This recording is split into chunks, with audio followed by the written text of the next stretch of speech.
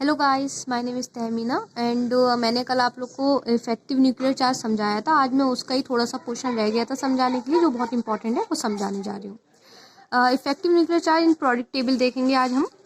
Product table में down to group जाने पर साइज इंक्रीज होता है एंड साइज इंक्रीज होने के कारण ही हमारा जो इफेक्टिव न्यूक्लियर चार्ज होता है वो डिक्रीज हो जाता है।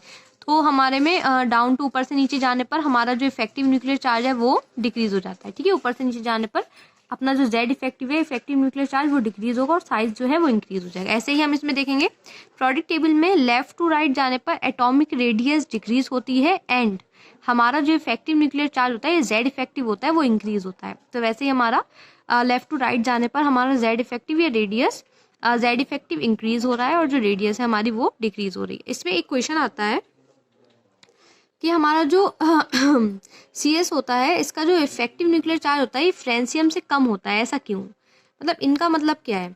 मतलब ये है, हमारा जो सीजियम होता है इसका इफेक्टिव न्यूक्लियर चार्ज फ्रेंसियम से अधिक होना चाहिए था बट कम होता है, ऐसा क्यों होता है? अब देखते हैं, इससे पहले समझते हैं। हमें पता है ये हमारी सीरीज है, lithium, sodium, potassium, rubidium, caesium, francium. तो हमारा जो जेड इफेक्टिव है डिक्रीज हो रहा है, तो ऐसे करके आ रहा है डिक्रीज होता हुआ, बट ये ऐसे ना आकर इस तरह से हो जाता है। इसकी जो कंडीशन हो जाती है वो इस तरह से हो जाती है, lithium, sodium, potassium, rubidium, caesium इधर आ जाता है, फ्रेंसियम ऊपर आ जाता है। मतलब फ्रेंसियम की इफेक्टिव न्यूक्लियर चार्ज सीजियम से अधिक हो जाता है। ऐसा क्यों होता है? क्योंकि सीजियम का size FR I mean francium से अधिक होता है। बिकॉज अब देखो, अब यहाँ पर हम देखेंगे इनके एटॉमिक नंबर, तो आप कहेंगे इसका 55 है, इसका 87 है, तो कैसे है? इसे देखते हैं। क्योंकि जो हायर वेट मॉलिक्यूल होते हैं ना, जो हायर वेट एलिमेंट जो होते हैं, वह घूमते घूमते अपने न्यूक्लियस में गिर जाते हैं, जिससे उनका साइज छोटा हो जाता है और इसी कारण जो फ्रेंसियम है उसका जेड इफेक्टिव CS से अधिक होता है। ये बहुत इंपॉर्टेंट क्वेश्चन है, इसको देख लीजिएगा। क्योंकि जो हमारा फ्रेंसियम है ये हायर वेट एलिमेंट है, इसलिए ये घूमते घूमते अपने न्यूक्लियस में गिर जाता है। इसीलिए सीजियम जो है वो लास्ट में आता है और फ्रेंसियम सेकेंड लास्ट आता है in case of effective nuclear charge. अब देखते हैं, यहाँ पे एक कॉन्सेप्ट है वो समझाना है, शील्डिंग इफेक्ट।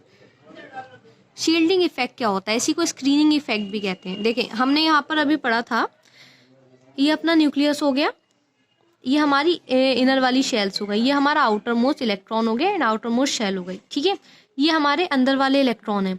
तो हमें पता है कि न्यूक्लियस हमारे आउटर मोस्ट इलेक्ट्रॉन पे अट्रैक्शन फोर्स लगाएगा, हमने अभी पहली वाली वीडियो में भी देखा था।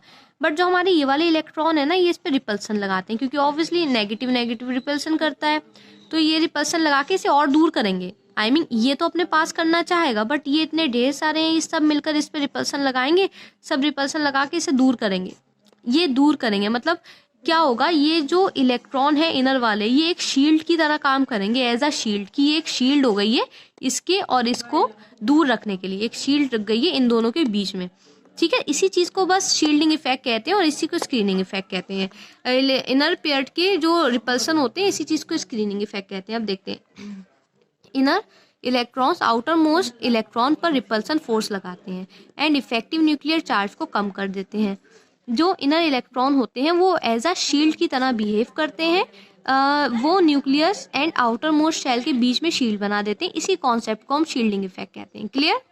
और ये देख लेते हैं शील्डिंग इफेक्ट। शील्डिंग पावर जो होती है किस तरह से यूज होती है? सबसे ज्यादा S, फिर P, फिर D, फिर F। सबसे कम किसकी होती है? F की होती है। ठीक है, तो ये चीज ध्यान रखना है, सबसे कम F की होती है। तो F की जब शील्डिंग पावर कम है, अब यहाँ पर देखिए, शील्डिंग पावर अगर इंक्रीज होगी तो हमारे इफेक्टिव न्यूक्लियर चार्ज जो है वो डिक्रीज होगा। ये चीज ध्यान रखना, जहां अगर हमारी शील्डिंग पावर ज्यादा होगी इफेक्टिव न्यूक्लियर चार्ज डिक्रीज होगा, इफेक्टिव न्यूक्लियर चार्ज ज्यादा होगा तो हमारी शील्डिंग पावर डिक्रीज होगी। और ये इसका अनुक्रमानुपाती होता है एटॉमिक रेडियस। ठीक है, डायरेक्ट प्रोपोर्शनल किसके है? Atomic radius. मतलब अगर एटॉमिक रेडियाई बड़ी होगी तो हमारा शील्डिंग इफेक्ट भी इंक्रीज होगा, बट हमारा इफेक्टिव न्यूक्लियर चार्ज डिक्रीज होगा। इसके कॉन्सेप्ट पे हमें एक चीज समझना है, ये समझ लेते हैं। देखिए, ये है D ब्लॉक एलिमेंट्स की बात। D ब्लॉक की 3D सीरीज है। यहाँ पता है scandium, titanium, vanadium, chromium, manganese, iron, cobalt, nickel, copper, zinc, इनका जो एटॉमिक नंबर है 21 to 30 होता है।